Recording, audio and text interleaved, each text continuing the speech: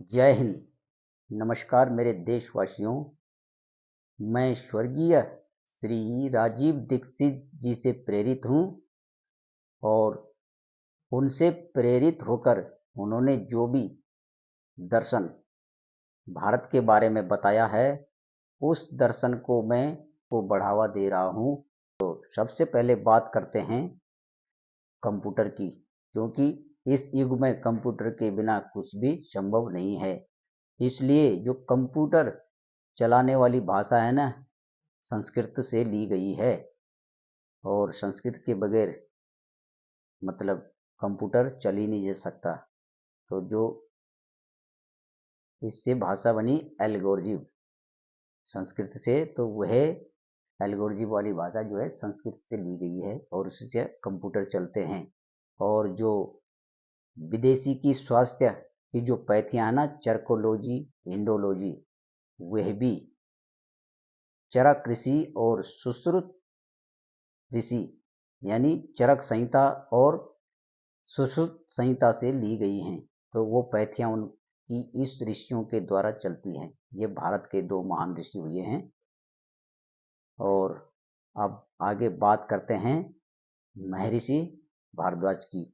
तो भारद्वाज जी ने हवाई जहाज बनाने की पुस्तक लिखी। उसमें 18 अध्यायों में उन्होंने 500 सूत्र हवाई जहाज बनाने के लिखे और एक सूत्र से एक हवाई जहाज बनाया जा सकता है। ऐसे महान ऋषि थे ये भारद्वाज ऋषि। और इसी पुस्तक के अध्ययन से मुंबई के श्री बापू तलपदे जी ने हवाई जहाज बनाना शुरू किया, यानी वे हवाई जहाज बनाने का आविष्कार कर रहे थे। तो जिस हवाई जहाज को उन्होंने बनाया वो 1520 फुट तक उड़ा। और जब वो इस जहाज को बना रहे थे तो वो समय था कम से कम लगभग यानी 1875 का समय रहा होगा वो, ऐसा मेरे संज्ञान में है। और जो राइट ब्रदर्स ने जो जहाज बनाया वो 1903 में उन्होंने बनाया और वो 20 फुट तक उड़ा। सिर्फ 20 फुट उड़ने के बाद वो नीचे गिरकर टूट गया। तो ये देखो कितनी असमानता दोनों में है, हैं जिन्हें हम राइट ब्रदर्स के नाम से कि भाई इन्होंने हवाई जहाज का आविष्कार कर लिया, तो वो कैसे किया आगे चलकर देखिए। बहुत बड़ा रहस्य है ये जो हम सबको पता नहीं है।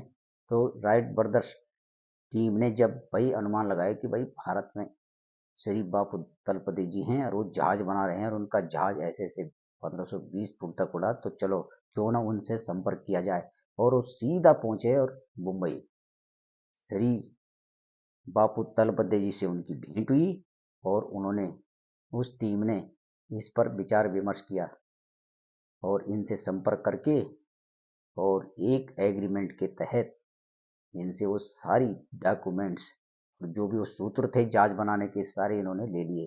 क्योंकि हम भारतीय बिल्कुल सीधे होते हैं भैया, विदेशों की चालबाजी को हम नहीं समझ सकते और नहीं समझ पाए हैं। पहले हम इतने सीधे लोग थे, हैं अतिथि देवो भव, उनके भाव उनके सत्कार में लग जाते थे कि भाई ये हमारा मेहमान है ये।